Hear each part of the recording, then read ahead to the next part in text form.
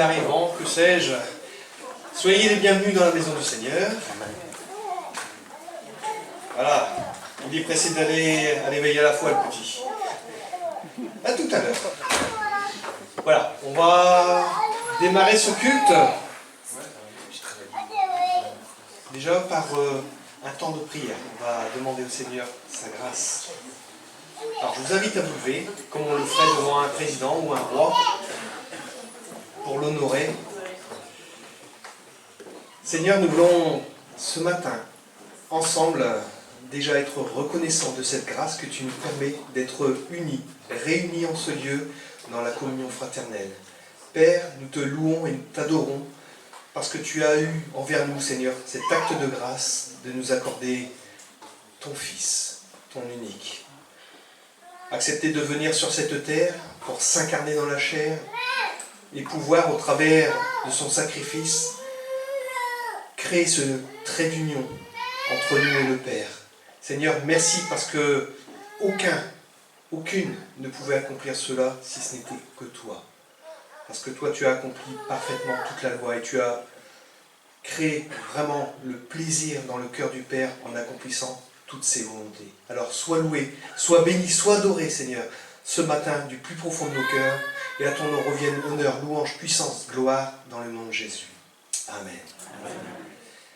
Je vous invite à quelques chants. Mais avant de commencer à chanter, j'aimerais vous lire le psaume 111. Et ce psaume nous encourage d'une façon particulière. Louez l'Éternel. Je mettrai tout mon cœur à louer l'Éternel dans l'assemblée, dans le conseil des justes. L'Éternel accomplit des œuvres admirables. Elles sont méditées par tous ceux qui les aiment. Ses actes manifestent sa gloire et sa splendeur. Pour toute éternité subsiste sa justice.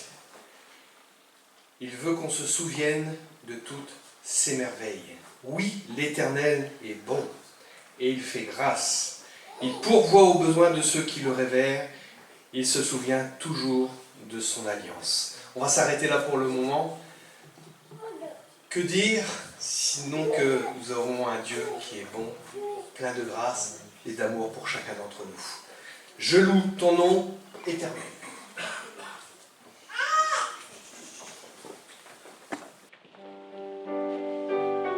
Vos cymbales, vous les avez? C'est bon.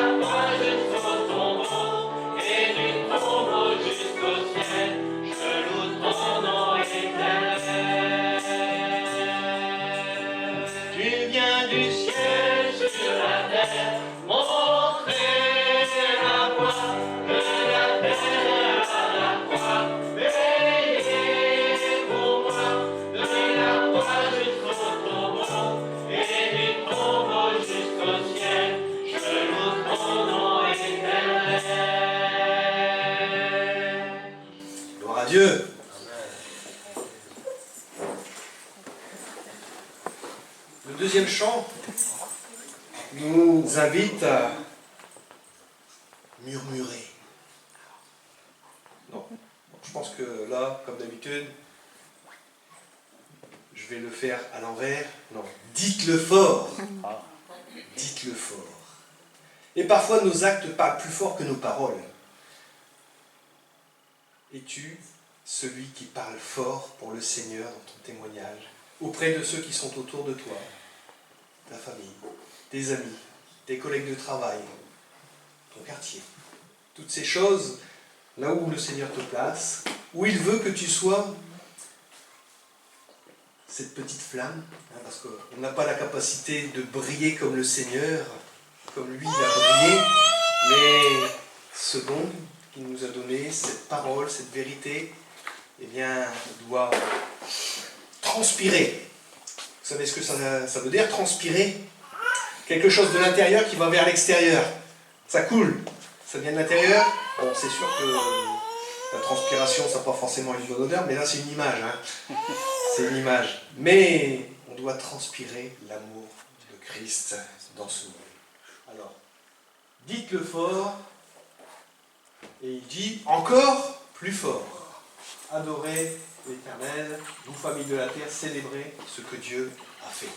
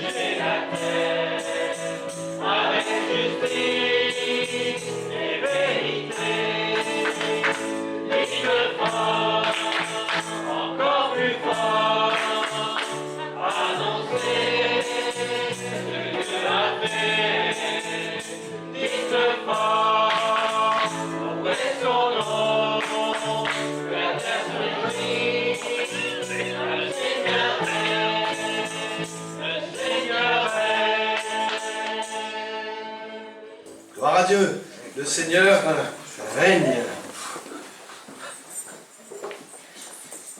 Il appartient à l'Éternel, quant à la terre, il a donné aux hommes. Les morts ne louent pas l'Éternel. Alors là, je vais m'arrêter 2 petites minutes, juste pour préciser. Selon la parole de Dieu, celui qui est mort, ce n'est pas celui qui est enterré. C'est déjà au préalable celui qui est en opposition à Dieu, celui qui refuse la grâce de Dieu. Tant qu'il n'a pas accepté Jésus-Christ comme Seigneur et Sauveur, pour Dieu, il est mort. Mais en Jésus-Christ, qui est le prince de la vie, car il le dit lui-même, je suis le chemin, la vérité et la vie, eh bien tu peux renaître. Tu peux naître, c'est vrai, de nouveau, mais cette parole, les morts ne peuvent pas louer l'Éternel. Comment peuvent-ils proclamer la grandeur de Dieu s'ils ne le connaissent pas, s'ils ne l'ont pas connu à un moment de leur vie? On referme cette parenthèse. Alors, ils ne louent pas l'Éternel, ni aucun de ceux qui descendent au pays du silence. C'est ce que j'ai dit en préalable. Mais nous, alors nous, c'est qui? Vous avez levé le doigt ou pas? Non? Ah! Rassurez-moi les frères et sœurs, hein. Vous êtes vivants quand même, hein? Amen. Ah, voilà, quand même. Mais nous louons l'Éternel dès maintenant et à Jamais. jamais. Oui, louez l'Éternel. Quand on pense que ce que l'on vit là, ce n'est qu'un coin du voile, un prémisse de ce que l'on va pouvoir vivre auprès de l'Éternel. Et on ne va pas passer l'éternité à chanter, hein. Il n'y a pas que ça. Le Seigneur a bien d'autres choses à nous proposer. Il a ses plans et ils sont parfaits. Mais d'ici bas, nous pouvons le louer encore. Chaîne d'amour, c'est le prochain chant que j'ai voulu que l'on interprète parce que Dieu nous a, je vais dire, quelque part enchaînés par des liens d'amour. En lui, eh bien, nous sommes libres du péché, mais nous sommes liés par son amour. Parce que nous étions liés avant par d'autres chaînes. Des chaînes de toutes sortes. Des chaînes de vanité, des chaînes d'orgueil, des chaînes d'envie, des chaînes d'addiction, que sais-je. Mais Christ est la vie, il est la vérité, mais il est aussi celui qui libère de toutes ces chaînes. Alors, on va chanter cela. Nous sommes unis dans la famille car Dieu nous lie à toujours par une chaîne d'amour. Et chacun des maillons, dans l'épreuve, tiendra bon. Qui est-ce qui n'a pas vécu, depuis qu'il est né, des épreuves? Personne. On vit tous des épreuves, des difficultés. Tous. Mais en Christ, on sait, on peut le proclamer, nous avons aussi l'appui des frères et sœurs. Que ce soit dans la prière, que ce soit dans le matériel, que ce soit dans plein de choses. Le Seigneur a fait de nous cette famille. Et cette famille, elle vient de tous les horizons. De tous les horizons de la terre. On n'a peut-être pas tous les peuples qui sont représentés ici ce matin, mais j'en vois quand même quelques-uns. Moi, je suis noir, parce que je suis né dans les mines. Je suis né dans le charbon. Non, je ne suis pas noir, mais j'étais noir. Là. Le Seigneur a rendu sa blancheur à ce que j'étais. Il est venu me réconcilier avec le Père. Alors, on va chanter ce chœur, et après quoi, je vais passer un chant, ce chant qui va nous introduire dans le partage du pain et du vin, c'est notre frère Paul qui a la charge de cela. Alors, on va chanter, on se lève, parce qu'on est unis dans la famille de Dieu.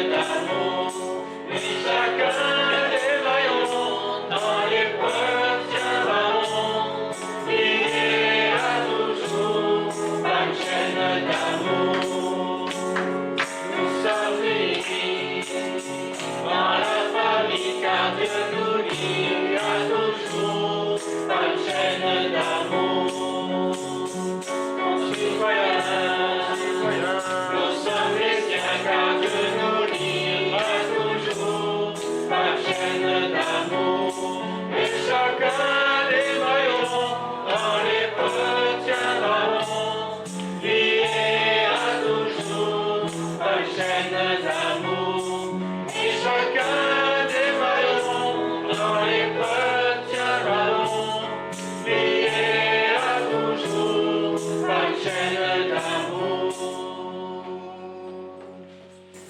chacun des maillons dans l'épreuve tiendra bon.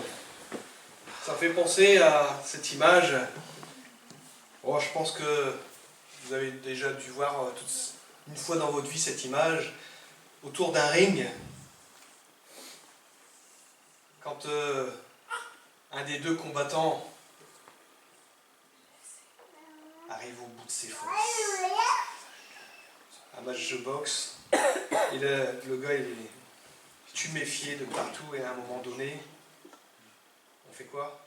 On jette l'éponge. Eh bien, avec le Seigneur, c'est pas comme ça. On aurait pu jeter l'éponge. Moi, je voulais jeter l'éponge en voulant me suicider parce que j'avais décidé de me supprimer, mais à un moment donné, heureusement que le Seigneur a parlé à mon cœur. Il m'a dit, fais pas ça, j'ai autre chose pour toi. Et pourtant, j'étais prêt à jeter l'éponge. Mais les forces maintenant que nous pouvons avoir, eh bien, nous ne pouvons que les puiser en Jésus-Christ et uniquement en lui. Cherchons pas de force dans ce monde. Vous serez vite déçus. Mais si vous vous appuyez sur le Seigneur, là, avec le temps, eh bien, vous verrez sa grâce se manifester jour après jour. Amen. On va donc maintenant écouter ce chant et on va, pour ceux qui le connaissent, l'interpréter. Parce que, au travers de ce que je viens de dire, le malin n'a plus aucune prise. Tout est accompli. Tout est accompli.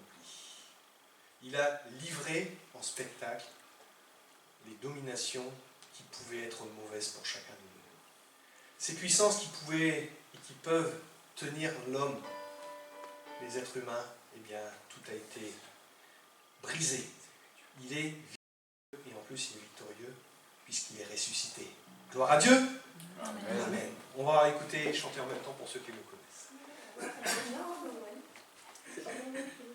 Pardon? Oui, oh, pardon. Et bon. C'est bon? Allez, c'est parti.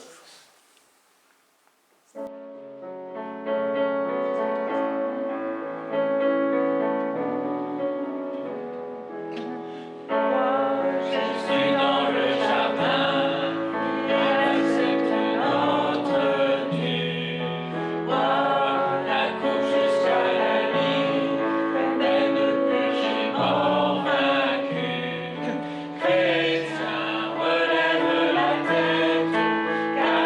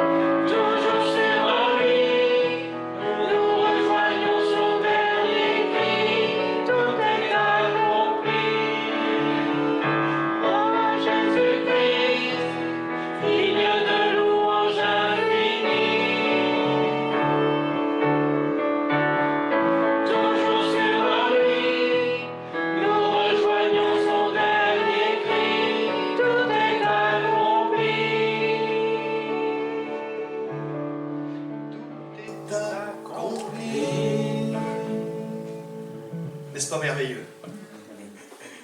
Alors, si vous voulez essayer de gagner votre salut, vous perdez votre temps. Tout est accompli. Voilà, Paul, je te laisse toute la place.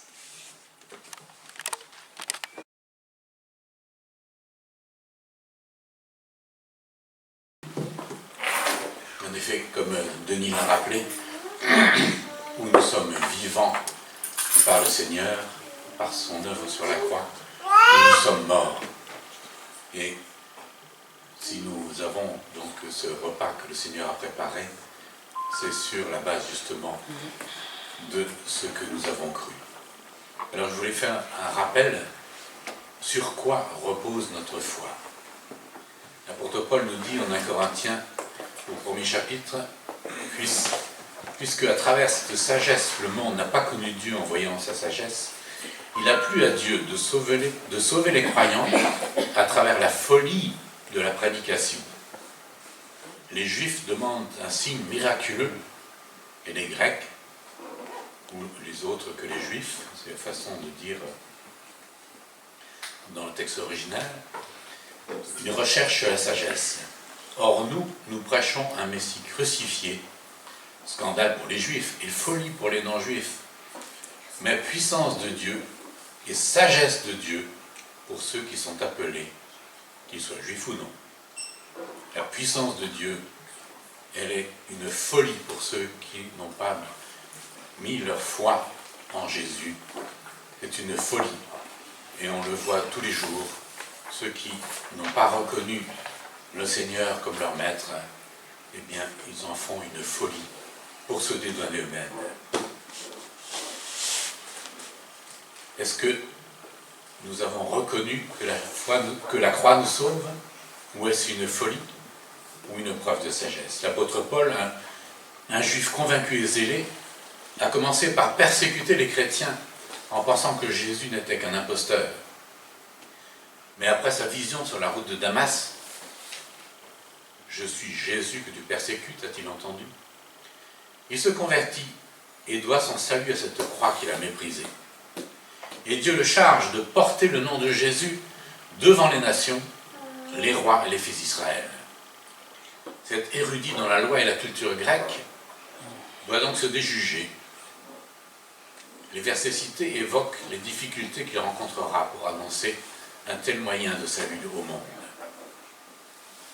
Alors pourquoi la sagesse humaine refuse-t-elle la croix?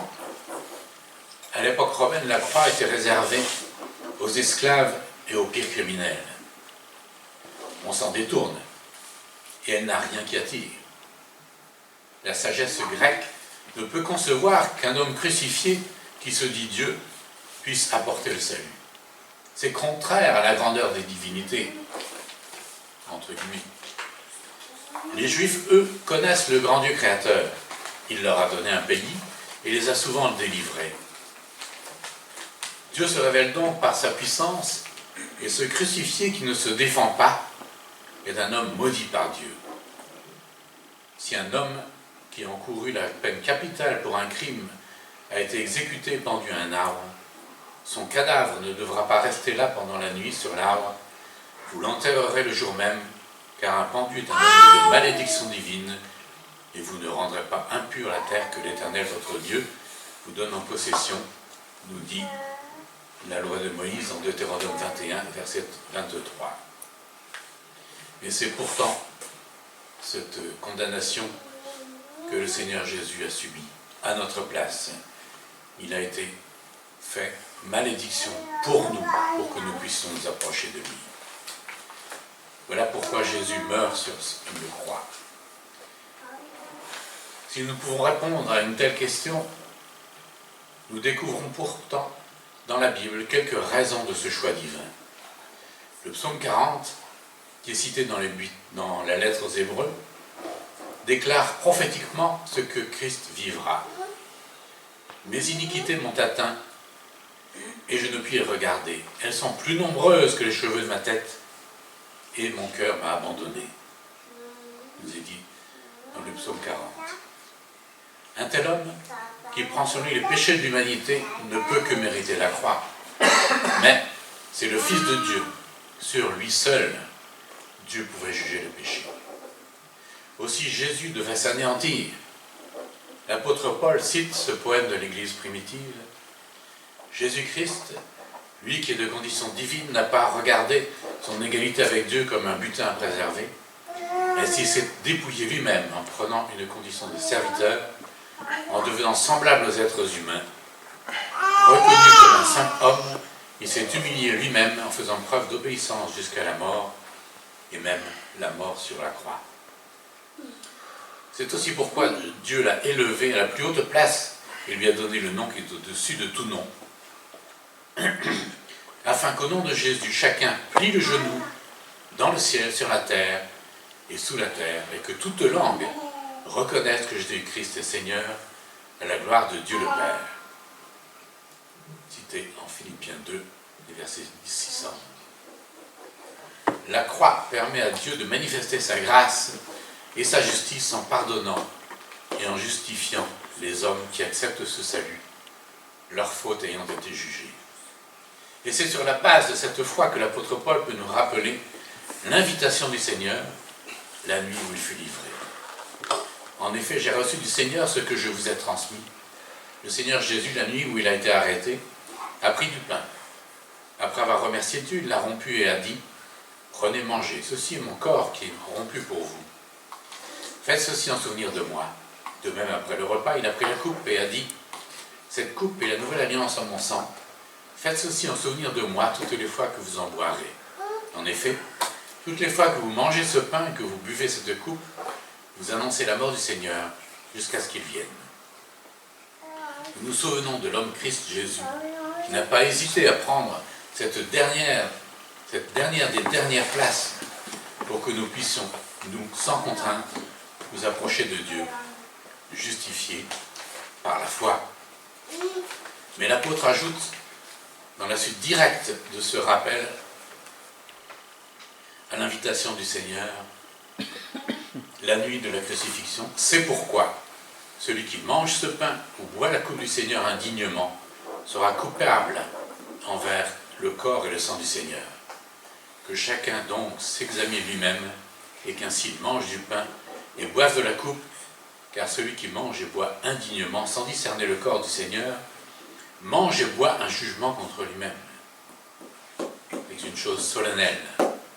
Prendre ce repas comme on mangerait un sandwich, sans avoir attaché foi au message du Seigneur, c'est indigne. C'est se placer de facto sous le signe du jugement, comme les Israélites le jour de la Pâque, qui seraient sortis des maisons placées sous le signe du sang de l'agneau, le sang badigeonné sur les poteaux et les linteaux de la porte, en sachant très bien qu'alors ils seraient passibles de mort. Mais quant à nous, qui avons placé notre foi en Jésus-Christ, nous pouvons prendre ce repas avec toute la joie que le Seigneur a mis en nous. Et c'est donc ainsi que nous prenons ce repas, avec toute la reconnaissance, avec toute la louange de nos cœurs, que nous pouvons donc faire retentir, et cela nous le faisons encore dans le nom de Jésus. Oui, notre Père, combien nous pouvons te louer et te remercier pour ce don merveilleux, le don du Seigneur Jésus, qui est venu sur cette terre, qui n'a pas hésité un seul instant à venir pour prendre cette dernière place et nous permettre ainsi de nous approcher de toi. Il a subi sur la croix cette malédiction qui nous était réservée, et ainsi il est mort sur la croix pour nos fautes et nos péchés, mais bien plus, il est ressuscité pour notre justification. Et ainsi, nous pouvons dire tout notre amour que nous avons pour toi, et cela nous faisons encore, nous souvenant, en prenant ce repas solennel que tu as mis en souvenir, en prenant ce pain qui nous rappelle son corps qui a été brisé pour nous, en prenant cette coupe qui nous rappelle le sang qui a été versé pour nous. Et cela nous le faisons encore avec toute la louange de nos cœurs et en nous souvenant que nous sommes indignes, mais que c'est par ta grâce seule que nous pouvons nous approcher de toi. Et cela nous le faisons encore en t'adorant dans le précieux nom de notre Seigneur Sauveur Jésus. Amen. Amen.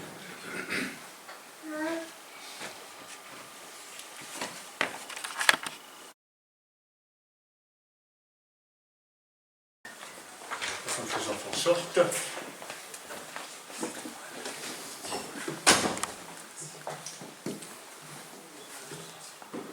Merci Denis, merci Paul pour la première partie du culte. La louange, l'adoration, c'est bien. Alors on démarre une nouvelle série. J'ai eu l'honneur de terminer la précédente avec l'Église de Laodicée. Et là je démarre une nouvelle série qui sera autour de la vie du roi David.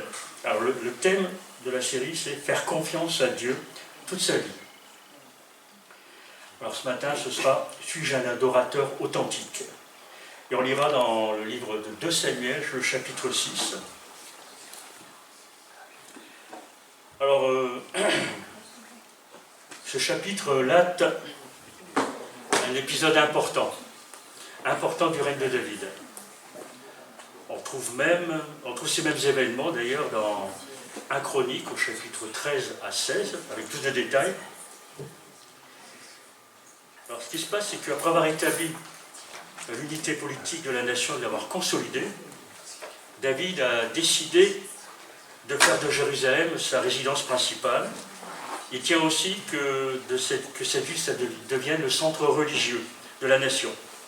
Alors le meilleur moyen pour cela, c'était d'y amener l'arche de l'Alliance, symbole de la présence et la bénédiction divine. Alors ça fait déjà plus de 50 ans que l'arche avait été ramenée par les Philistins, qui avait été déposée chez Abinadab, à Kirjat-Jearim. Alors pour ceux qui connaissent la région, c'est à 16 km au nord-ouest de Jérusalem. Voilà, sur ma parenthèse. Alors c'est dans 1 Samuel au chapitre 6 que cette histoire avait été racontée. Donc on ne va pas le lire. Et par contre, je ferai un petit résumé. Alors les Philistins s'étaient emparés de l'arche suite à une guerre entre l'Israël et les Philistins. Alors il est dit qu'en ce sinistre jour, parce qu'Israël avait perdu la bataille, la gloire a quitté Israël. Le sacrificateur et juge à l'époque, Élie, pas le prophète, mais le sacrificateur et juge, donc un autre personnage, pour pas qu'on fasse la confusion. Donc à l'annonce de cette nouvelle, il était assis sur un fauteuil, il était assis, voilà, et il est tombé, hein, et en tombant, il est mort, à la suite de cette annonce, tellement ça l'avait choqué. En tout plus, ces 2 garçons qui étaient sacrificateurs et qui portaient l'arche ont trouvé la mort. Et sa belle-fille, qui devait accoucher, aussi mourut en mettant au monde un enfant, en disant la gloire d'Israël a été ôtée. On voyez un peu l'ambiance, hein. D'où l'importance de l'arche de l'Alliance en Israël. Alors les Philistins venaient de capturer le plus grand trésor des Israélites et l'ont emporté dans le temple du dieu païen Dagon. Si tu peux mettre quelques diapos. Non, c'est pas ça. C'est un joli chant, mais c'est pas la diapo. Voilà, voici l'arche de l'Alliance. Pour ceux qui n'avaient pas une idée de à quoi ça pouvait ressembler. Mettre la prochaine peut-être. Voilà, alors l'arche de l'Alliance. Et là ici, c'est le dieu Dagon. Donc les Philistins avaient mis l'arche de l'Alliance dans le temple de leur dieu. Et tous les matins, on trouvait la statue du dieu Dagon par terre, avec les bras cassés et la tête séparée du corps. Voilà. Mettre la prochaine, je sais plus. Voilà. Là, on voit le roi David, on en parlera tout à l'heure, qui danse devant l'arche. Donc, elle dit avec un éphod. Voilà. Merci Célia. Donc, comme ça, on a une représentation des choses. Ça permet de fixer les idées. Voilà. Alors, les Philistins n'ont pas pu garder l'arche dans les villes. Ils l'ont promené dans 5 villes différentes, et à chaque fois, dans cette ville, il se passait des choses extraordinaires, pas pour eux, mais pour les croyants certainement. Dans chaque ville, soit on mourait, et dans le meilleur des cas, on avait des hémorroïdes. L'humour de Dieu. Donc, au bout d'un moment, ils ont rendu l'arche à Israël, et Israël l'a déposée dans un endroit où elle est restée environ 50 ans. Dans la famille d'Abinadab. Et personne ne s'occupait de l'arche pendant ce temps-là. L'arche elle a été oubliée. Alors, mais l'heure est enfin arrivée pour David de ramener l'arche pour consolider par sa royauté et continuer l'unification d'Israël. Alors, lui et les anciens du peuple ont décidé cela ensemble. Donc ça, c'est rapporté dans 1 Chronique chapitre 13. Mais pour l'instant, nous allons lire 2 Samuel 6, versets 1 à 23. Alors, une longue lecture. Alors, moi, je lis dans la version seconde. C'est la version Summer. Bon, voilà. On fera les conversions dans la tête. C'est très bon pour Alzheimer.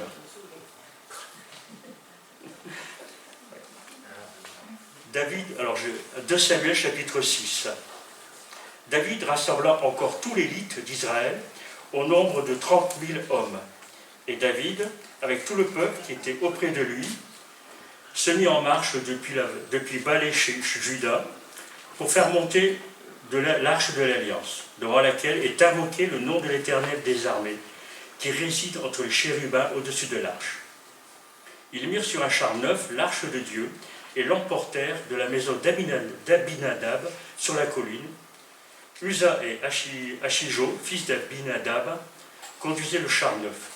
Ils emportèrent donc de la maison d'Abinadab sur la colline. Uza marchait à côté de l'arche de Dieu et Achijo, voilà, allait devant l'arche. David et toute la maison d'Israël jouaient devant l'Éternel de toutes sortes d'instruments de bois, de cyprès, des harpes, des luttes, des tambourins, des sistres et des cymbales. Lorsqu'ils furent arrivés à l'ère de Nakon, Uza étendit la main vers l'arche de Dieu et la saisit, parce que les bœufs la faisaient pencher. La colère de l'Éternel s'enflamma contre Uza, et Dieu le frappa sur place à cause de sa faute. Uza mourut là, près de l'arche de Dieu. David fut irrité de ce que l'Éternel avait frappé Uza d'un tel châtiment. Et ce lieu est appelé jusqu'à ce jour Péret Uza. David eut peur de l'Éternel en ce jour-là, et il dit: comment l'arche de l'Éternel entrerait-elle chez moi? Il ne voulut pas retirer l'arche de l'Éternel chez lui, dans la cité de David. Et il la fit conduire dans la maison d'Obed-Édom de Gath. L'arche de l'Éternel resta 3 mois dans la maison d'Obed-Édom de Gath, et l'Éternel bénit Obed-Édom et toute sa maison. On va dire au roi David: l'Éternel a béni la maison d'Obed-Édom. Pardon.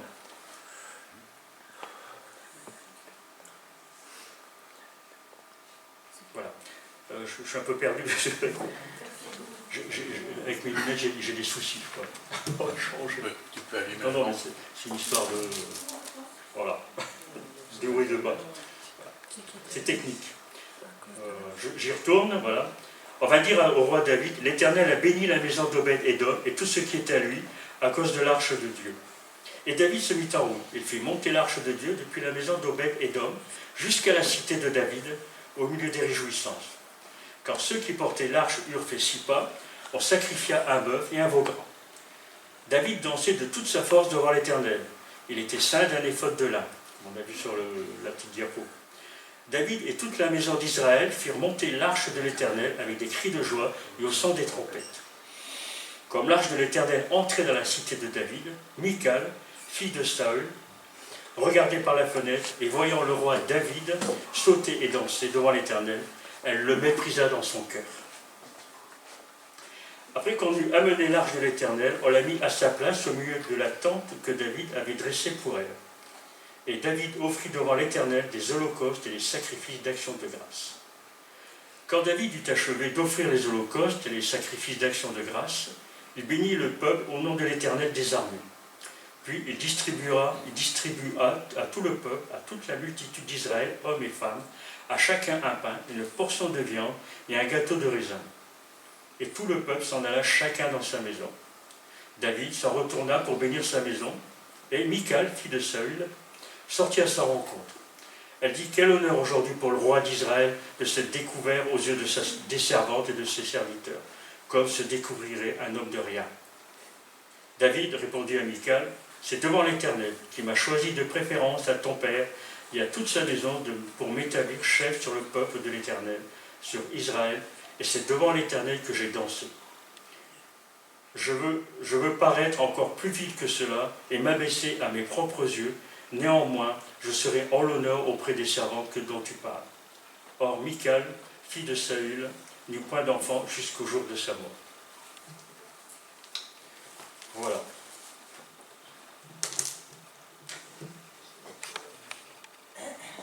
Alors, je pense qu'on a entendu cette expression, l'enfer est pavé de bonnes intentions. C'est du haut d'un micro dans une église, ça fait bizarre. Et voilà. C'est une expression qu'on connaît, je suppose, un peu tous. Alors, ce qui veut dire que les meilleures intentions peuvent conduire aux pires catastrophes. La volonté de bien faire aboutit parfois à l'opposé du réservoir espéré. Du résultat espéré. C'est ce que j'ai dit.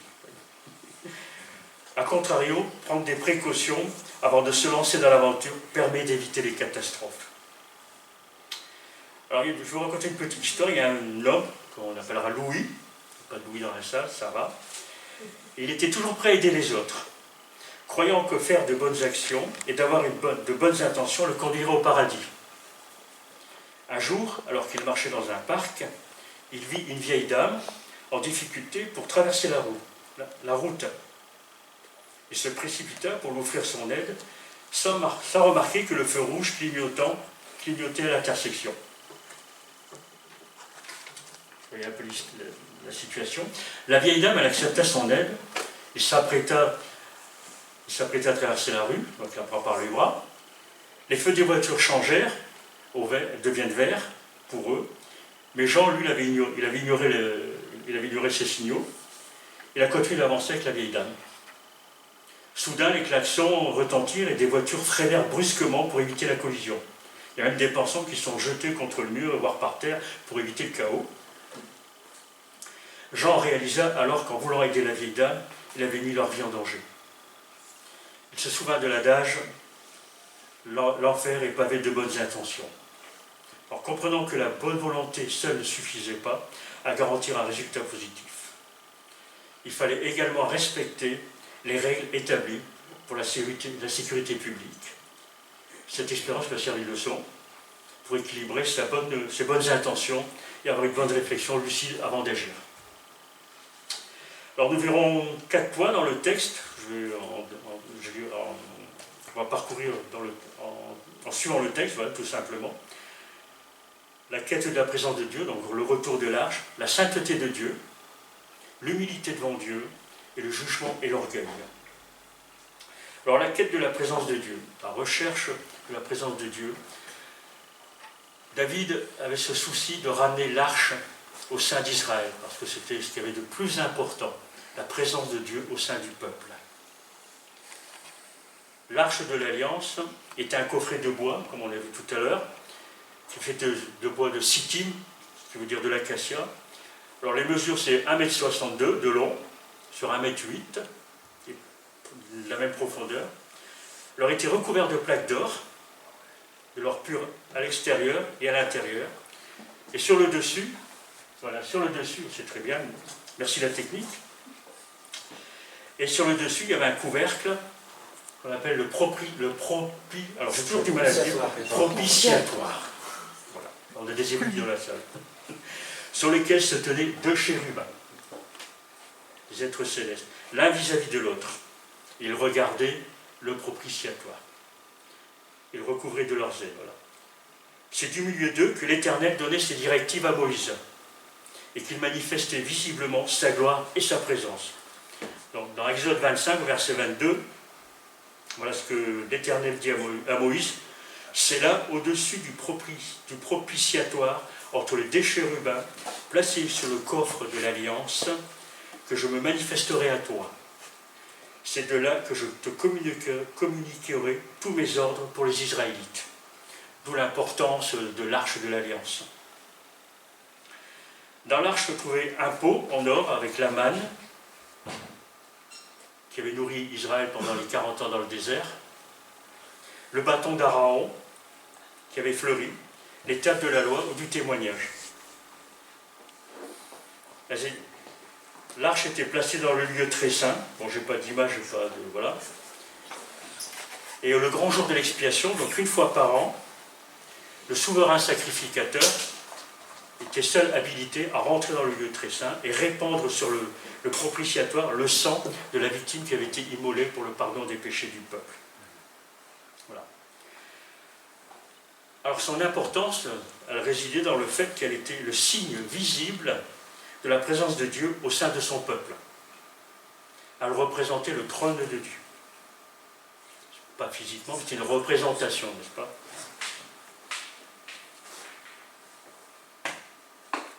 Il est évident pour nous, chrétiens, de voir ici un type de notre Seigneur Jésus-Christ. La manne nous rappelle que Jésus, ce qu'il avait dit, il se présentait comme « Je suis le pain de vie ». On en a parlé pendant la scène, celui qui me mange se nourrira de moi, bien sûr. Bon, voilà, c'est symbolique là aussi. Le bâton d'Aaron nous parle de la résurrection du Christ.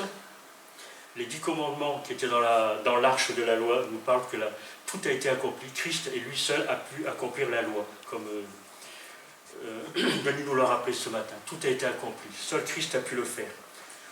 Donc Christ est notre arche spirituelle. C'est par lui que Dieu entend nos prières et qu'il nous bénit. C'est en Christ que Dieu s'est rendu accessible à nous. Alors apprenons à penser et à parler ouvertement de Dieu, il nous l'a rappelé, et de ses saintes lois. Elles sont pour nous ce qu'était l'arche d'Israël et la marque de la présence divine.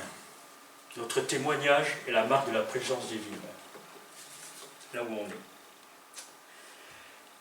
Hébreu dira, par Christ, offrons sans cesse à Dieu un sacrifice de louange, c'est-à-dire le fruit qui reconnaît lui appartenir. Juste une petite parenthèse, après la prédication, je vais partir rapidement. Pas que je prêche, je me sauve, parce que j'ai peur des tomates. Mais on doit être solide assez rapidement. Voilà, on doit être là-bas. Voilà, je ferme ma parenthèse, j'ai oublié de le dire avant. Voilà.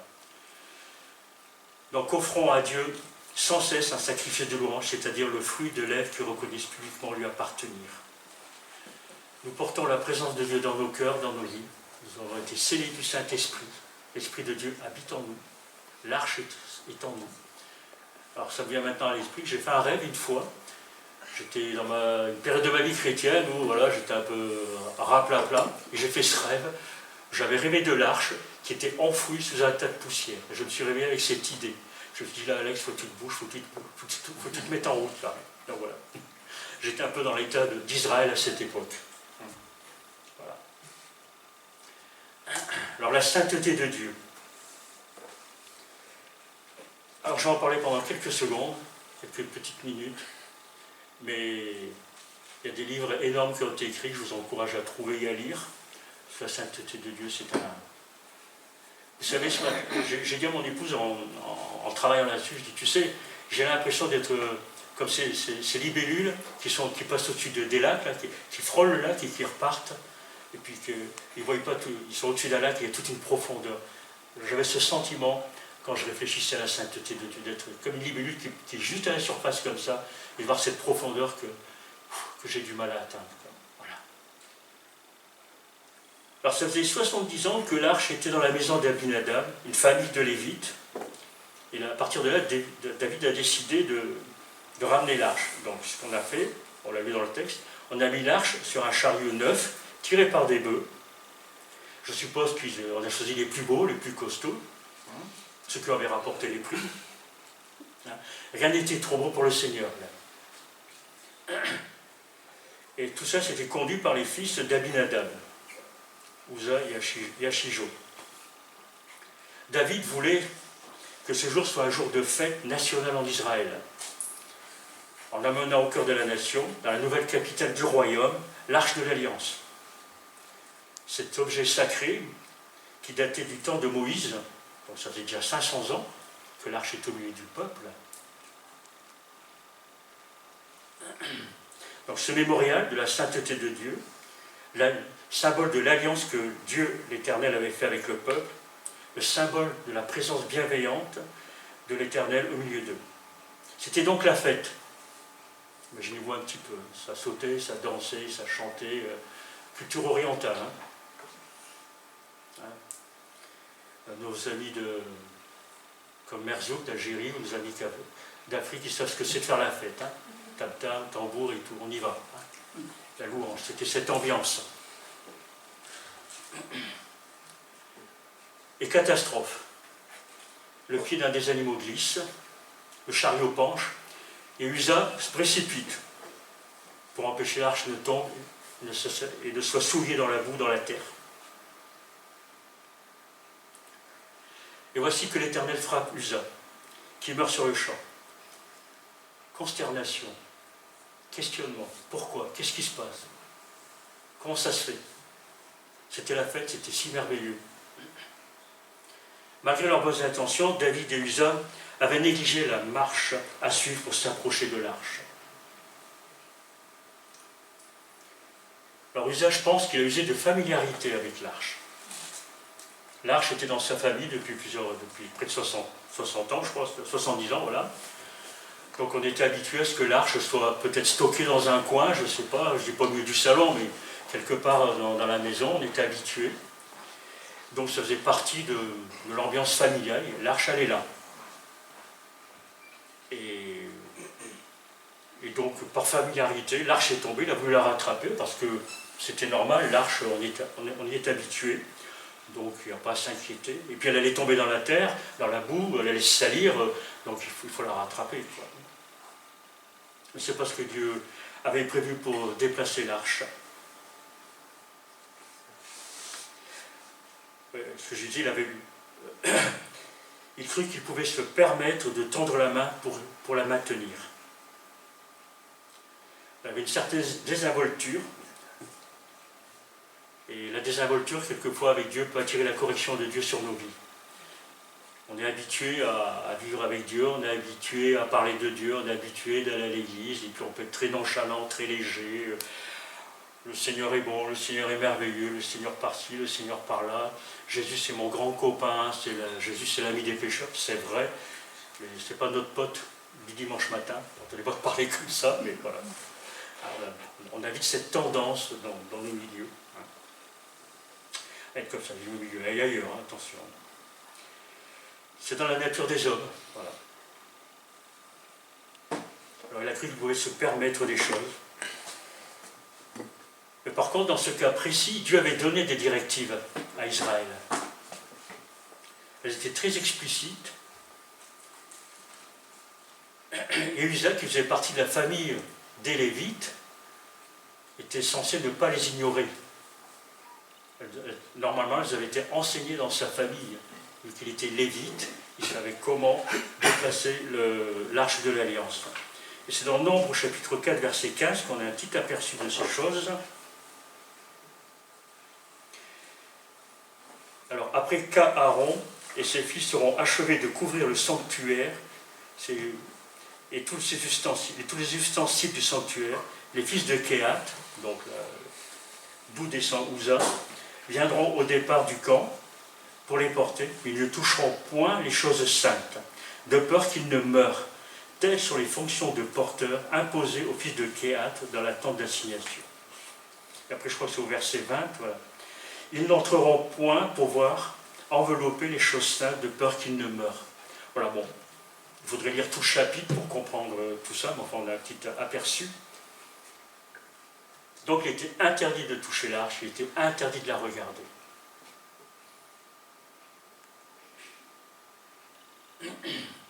Et je crois qu'à travers cet événement choquant pour Israël, Dieu voulait,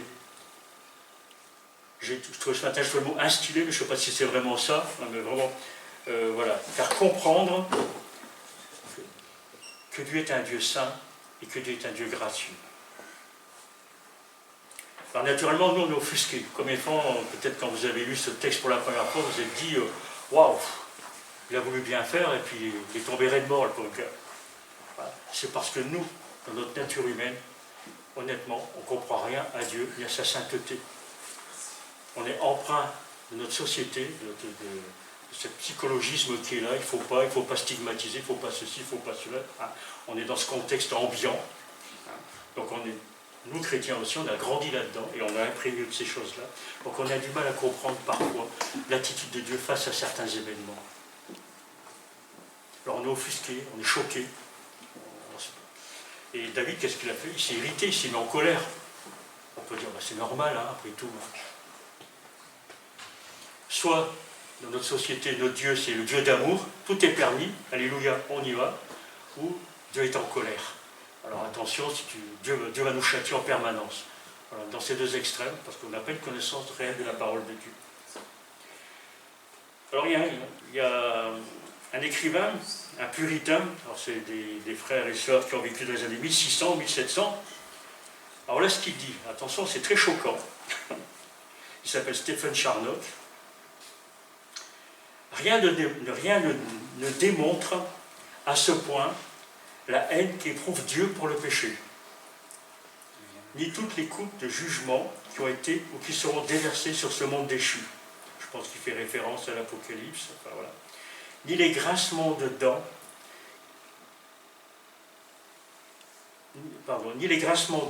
des créatures condamnées en enfer. Rien, sauf la colère de Dieu qui a déferlé sur son Fils. La haine du péché, la colère de Dieu qui a déferlé sur le Fils de Dieu. La sainteté divine n'a jamais été plus belle et plus admirable qu'au moment où le visage du Sauveur était le plus mutilé du milieu de ces gémissements mourants. Vous voyez un peu l'image? Voilà la sainteté de Dieu où elle se situe, à la croix. Durant le temps, n'est-ce pas? C'est néanmoins le message de l'Évangile. C'est ça l'Évangile. L'Évangile, c'est pas... Pardonnez-moi l'expression, je suis assez naturel, je suis les petits oiseaux, vas-y comme je te pousse et Dieu bénira. C'est pas ça. La vie avec Dieu, c'est pas ça. Et Dieu n'a pas un Dieu qui se met en colère méchamment. Christ a pris la colère qui nous revient, la colère que nous méritons. Ainsi, Dieu a magnifié toute sa sainteté en jugeant son Fils à notre place. Voilà. Alors vous imaginez la profondeur de ces choses. Comme je disais, je suis un peu comme survolant légèrement ces choses. Alors David, face à tout ça, il était choqué. Ça a créé chez lui un sentiment de peur, de crainte. Je pense que quand on est vraiment en présence du Dieu 3 fois saint, on n'a pas envie de faire l'épître. Hein. Ce qu'il a fait, il a pris l'arche, il a été la déposer dans la maison d'un lévite, donc un prêtre qui était habilité à prendre soin des objets du culte. Il faisait partie aussi de cette famille qui avait le devoir spécial de porter l'arche. Donc il s'appelle Obed-Édom. Obed-Édom a traité l'arche avec tout le respect qui lui était dû quand elle était dans sa maison. Dieu a béni sa maison. Alors le texte ne dit pas comment il a béni sa maison, comment ça s'est passé concrètement, on ne sait pas. Mais il est évident que Dieu a béni sa maison, parce que même David l'avait vu, et les gens voyaient que sa maison était bénie de Dieu. Quoi qu'il en soit, Dieu a béni sa maison. Quoi qu'il en soit, la personne de Christ est une bénédiction là où il demeure. Si Christ est dans votre maison ne peut être que bénie. Et il est honoré, bien sûr.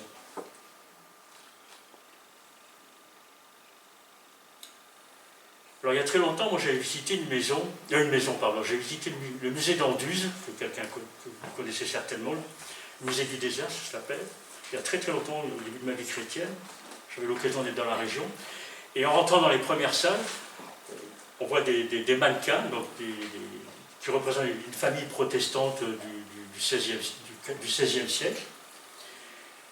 On les voit autour de la table, en famille, avec le papa qui avait une grosse Bible ouverte, et une bougie qui était là, et il lisait la Bible en famille. Ça me fait penser un peu aussi à Obed-Édom. Voilà. Et cela m'a vraiment interpellé à l'époque. Je n'ai pas d'arrière-plan chrétien du tout, du tout. Donc quand j'ai vu ça, ça m'a beaucoup parlé. Je me suis dit, waouh, ça c'est une famille chrétienne, une famille qui honore Dieu. La parole est au centre de Dieu, au centre de la vie familiale. Et à l'époque, ces chrétiens-là étaient persécutés. Nous, c'est pas le cas encore. C'est pas le cas encore, j'ai dit. On ne le vit pas, on n'est pas obligé de se cacher. Donc ça m'avait beaucoup parlé. Alors la communion avec Dieu, la prière matin et soir, l'autel familial, la reconnaissance de Dieu au repas, la piété à la maison, tout cela sur une merveilleuse moisson de paix et de bonheur. La piété est un grand gain. Fin de citation. Voilà, une famille qui vit en honorant le Seigneur en permanence ne peut être que dans la paix. Même s'il y a des soucis. En 3 mois, Dieu a béni cette maison à chambre. Elle a été transformée. Alors il y a un petit défi pour chacun d'entre nous. Est-ce qu'on est capable de se dire pendant 3 mois, je change mon style de vie chrétienne, je me lève le matin, allez, je le dis comme je le pense, je lis ma Bible tous les matins, je fais un plan de lecture, il y en a plein sur Internet. On connaît tous Internet, on a tous des applications. Prenons une application pour ce qui nous convient, et puis suivons un plan de lecture pendant 3 mois. Si on rend grâce à midi en famille, on a le privilège d'être une famille de chrétiens, rendons grâce à Dieu. Ayons des temps de discussion autour de la parole de Dieu, autour de la table, en famille. Voilà. Prions pour nos frères et sœurs qui sont persécutés. Faites ça. Mettez ça en route dans votre vie, et vous verrez la transformation dans votre vie personnelle et dans votre maison. C'est ce qu'a fait Obed-Édom, et le résultat était là. La bénédiction se voyait, car parce que David a envoyé la bénédiction, il s'est dit, moi aussi je veux cette bénédiction, je veux que cette bénédiction vienne dans ma maison. Et là, il avait compris la leçon, il avait bien retenu ce qui lui est arrivé. Et on voit ça il a compris les exigences divines, et ça vous pouvez lire dans 1 Chronique 13 à 16, surtout chapitre 15. Je pense que vous allez lire tous cet après-midi, vous allez vous plonger sur votre Bible, vous allez dire, on va lire 1 Chronique 13 à 16 pour bien comprendre ce qu'Alex a dit, il aller plus loin que ce qu'il a pu nous raconter, n'est-ce pas? Moi je fais que survoler. Donc voilà, David, il a offert des sacrifices selon la parole de Dieu. On voit qu'il avançait, et tous les autant de pas, ils offrent un sacrifice de louange et d'adoration à l'Éternel. Ils offrent un holocauste à Dieu en reconnaissance. Parce qu'au début, je pense qu'il n'était pas très reconnaissant. Il voulait, sur un plan politique, ramener l'arche de l'Alliance pour, en même temps, asseoir sa royauté. Et tandis que l'ancien roi l'avait persécuté, l'histoire de Saül, vous connaissez peut-être un peu. Donc voilà, ça servait un petit peu aussi de prestige pour lui. Donc il voulait que les regards soient centrés sur lui et non sur la gloire de l'Éternel. Et là, avec ce qui lui est arrivé, il a compris que c'était la gloire de l'Éternel qui était importante et non sa petite personne de roi. Et pour l'occasion, il ne porte pas ses habits royaux. Ce qui aurait été légitime dans cette circonstance. Le roi fait entrer l'arche de l'Alliance dans la ville de Jérusalem. Ça aurait été normal qu'il arrive avec ses appareils royaux. Non, pas du tout. Il est habillé avec un éphod, un vêtement de sacrificateur que les sacrificateurs mettaient pour manifester qu'ils étaient au service de Dieu. Et c'était le cœur de David à ce moment-là. Dieu l'a tellement humilié. Quelquefois, on a besoin de passer par des chocs dans nos vies que Dieu permet pour nous faire plier les genoux devant sa face, pour nous relever et pour nous faire marcher selon ses voies, pour nous goûtions à sa paix et à son vrai bonheur. Nous marchions à la lumière de sa sainteté. C'est là qu'est notre bonheur. Souvent on dit la sainteté de Dieu. Alors, petite parenthèse, la sainteté de Dieu, c'est être loin du mal, on peut dire aussi, n'est-ce pas? Plus on est saint, plus le mal disparaît. Et s'il n'y a plus de mal dans nos cœurs, dans nos pensées, dans notre être, on est bien dans sa peau, on est bien dans sa tête, n'est-ce pas? Pas besoin d'aller voir le psy du quartier, il suffit de s'approcher de Dieu. Voilà, l'obéissance est importante dans ces cas-là, pour goûter à la présence et à la sainteté de Dieu, qui est bénéfique pour les enfants de Dieu. Dieu l'avait repris et ça lui était salutaire. La chair n'a pas de place pour honorer Dieu. Notre seule vraie relation avec Dieu est basée sur le sacrifice de Christ. Ce n'est pas moi, tout passe par Christ. Si Dieu m'accepte maintenant, c'est par Christ. Si le peu que je fais pour honorer Dieu, c'est par Christ que c'est accepté, pas parce que mes capacités ou mes incapacités aussi. Alors ce qui se passe, c'est que David danse de toute sa force devant l'arche de l'Éternel. Ça nous appelle à servir Dieu de toute notre force, avec le peu de moyens qu'on a, comme j'ai souvent avec nos petits bras, mais pas très costaud, avec les moyens du bord. Servons le Seigneur de toute notre force. C'est un ordre. Tu aimeras le Seigneur de ton Dieu, de tout ton cœur, de toute ton âme et de toute ta force. David a mis en pratique ça, parce qu'il était.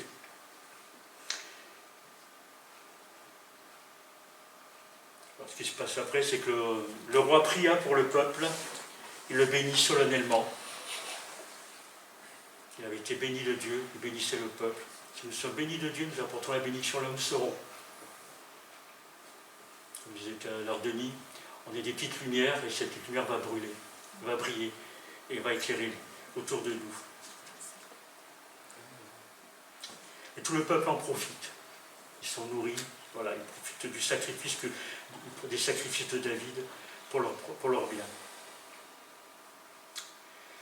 Mais tout le monde n'est pas à la fête. Mika, son épouse, elle y participe, mais de loin. Alors d'habitude, les femmes participaient à la fête, d'autant plus que quand l'un des personnages principaux était un proche, faisait partie de la famille. Elle aurait dû être celle qui conduisait le cœur des femmes et sortir à la rencontre de David, ce qu'elle a fait, mais pas dans la même occasion. Bon, ça nous rappelle que Myriam, la sœur de Moïse, chantait et dansait avec les femmes quand Israël a traversé la mer Rouge. Hein, on voit l'image avec les tambourins, ça chantait, ça dansait. Voilà. Elle chantait en l'honneur de l'Éternel avec les autres femmes. Voilà, c'est un exemple. Il y a d'autres situations aussi dans la parole de Dieu. Mika, en David, elle n'aimait quoi? Que le héros courageux et le roi qui était exalté. Parce que du temps de leur fiançailles, on disait que David tuait 10 000 personnes et son père à elle ne tuait que 1000 soldats. Donc, David était un héros pour le peuple, pour la nation. C'est ce qu'elle voyait en lui. C'est tout. Elle ne voyait rien d'autre. Et maintenant, il était roi. Je suis la femme du roi. Formidable. Mais elle ne voyait pas en lui le serviteur de Dieu. Elle ne connaissait pas le cœur que David avait pour son Dieu. Son père, Saül, à elle, s'est éloigné de l'Éternel. Il est devenu par la suite jaloux de l'Éternel, au point de vouloir le tuer. Alors peut-être que l'exemple de son père l'avait influencé, elle a vécu dans cette ambiance familiale, d'où peut-être son attitude de mépris. Alors quand David est rentré à la maison pour partager la bénédiction, pour bénir sa famille, Mika, en bonne épouse, l'a accueilli avec un rouleau à pâtisserie. Elle l'a mal accueilli. Lui, il est arrivé heureux, Dieu a béni, alléluia, gloire à Dieu. Alors, il rentre chez lui, pensant partager la bénédiction de Dieu dans sa famille. Mais finalement, elle n'éprouve que du dégoût pour lui, que du rejet. Elle le méprise. Comment un roi pouvait-il se ridiculiser de la sorte devant le peuple? Elle lui parle d'un ton accusateur. Même elle va plus loin, elle dit, quel honneur aujourd'hui pour le roi d'Israël. Elle ne voyait qu'en lui un roi. Il s'est dénudé aux yeux des servantes et des serviteurs comme le ferait un homme de valeur. David s'est rabaissé à ses yeux plus bas qu'un esclave. Car pour elle, le roi, s'il n'était pas revêtu des habits royaux, il était quelque part dénudé. Les fautes qu'il portait n'avaient aucune valeur à ses yeux. C'était un symbole de sainteté, de pureté, de service pour Dieu, de quelqu'un qui est consacré à l'Éternel. Elle ne voyait pas ça. Ça ne l'intéressait pas du tout. La sainteté est une affaire méprisable pour celui qui n'a aucune affection pour les choses de Dieu. Vous voyez peut-être autour de vous, pourquoi tu fais ci, fais-le quand même, tu es chrétien, mais quand même tu peux. Hein? De dire non, je ne fais pas ces choses-là parce que je veux honorer Dieu, je ne veux pas participer à telle chose parce que je veux honorer Dieu, c'est méprisable. Par le monde, c'est méprisable. Ceux qui ne connaissent pas Dieu n'ont aucune considération pour la piété. Je me souviens qu'un jour, il y a une dame qui m'avait dit, on parlait de religieuses qui habitaient près de chez moi, avec qui j'avais des bons contacts, on sympathisait. Alors elle m'avait posé des questions par rapport à ce qu'elle vivait, ce qu'elle faisait. Alors j'expliquais un petit peu, elles ne font pas prier quand même, elles vont travailler quand même, celles-là. Donc prier, c'était méprisant. Dans ses yeux, pour elles, c'était méprisant. Elles sont consacrées à Dieu, c'est méprisant. Autre petite histoire, je travaillais en entreprise, et il y a une dame qui vient me voir, dans le service où je travaillais, j'étais magasinier à l'époque, on savait que j'étais chrétien, elle vient me voir, elle me dit, écoute, tu sais, moi je suis embêté, j'ai ma fille, elle a 11-12 ans, plus tard, elle voudrait rentrer dans les ordres. Elle dit, est-ce que tu ne pourrais pas lui parler pour la dissuader? Tu me demandes ça à moi, je ne peux pas la dissuader de ne pas servir Dieu. Je dis bien au contraire, c'est le servir Dieu, comme elle l'a compris, bon, servir dans les ordres, dans sa culture catholique, et je ne peux pas la dissuader. Sa maman, elle était offusquée que sa fille voulait servir Dieu. Vous imaginez? C'est choquant. Hein? Voilà dans le monde dans lequel on vit. David, lui, ne s'est pas mis en colère quand il est rentré chez lui, quand sa femme lui a fait la scène de ménage qu'il n'attendait pas. Il lui a répondu simplement, c'est devant l'Éternel qui m'a choisi de préférence à ton père. Son père avait abandonné l'Éternel, son père a été donc rejeté par l'Éternel. Qui m'a choisi de préférence à ton père et à toute ta famille pour m'établir comme chef sur son peuple. Donc, David était établi sur le peuple de l'Éternel, pas sur le peuple à lui. Il n'était pas le roi d'Israël, c'est mon peuple à moi. Hein. Par voie de conséquence, oui, mais c'était le peuple de Dieu, donc Dieu lui avait confié la gestion. Et c'est devant l'Éternel que j'ai dansé. Alors Uza a péri à cause de sa négligence. Michal sera stérile. Pour une femme juive, et de plus, la femme du roi, c'est une malédiction de se retrouver dans cet état. Dieu s'est chargé de la punir. David a été gracieux avec elle, mais Dieu s'est occupé de son cas à elle. Alors en conclusion, dans notre service, pour le Seigneur, sondons nos motivations. Qu'est-ce qui nous anime? Connaissons-nous vraiment Dieu dans sa sainteté? Connaissons Dieu tel qu'il est? Est-ce que nous avons le respect de la sainteté de Dieu dans notre service? Petite citation pour finir. Ceux qui rendent gloire à Dieu recevront de sa part tout l'honneur. Quant à ceux qui le dédaignent, lui, ses serviteurs et ses ordonnances, ils ne recevront de sa part que bien peu d'estime. Fin de citation. Voilà, merci pour votre patience. Alors comme je vous l'ai dit, c'est qu'un léger survol. Alors je vous encourage à relire ces textes. Moi j'ai fait des découvertes merveilleuses que je ne peux pas étaler parce que il faudrait 3 heures de prédication. Je parlais des puritains tout à l'heure, dans cette génération de frères et de sœurs qui ont, été à la base des réveils, dont on parle beaucoup, dont on est les fruits aujourd'hui. Ils étaient capables de rester 3 heures à écouter une prédication.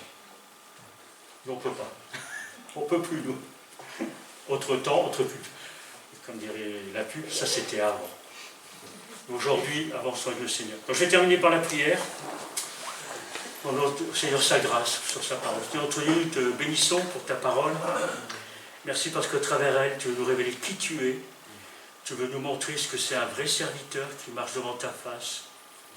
Et c'est à ça que tu nous appelles, Père. Tu veux que nous soyons, comme tu disais à Abraham, sois intégré, marche devant ma face.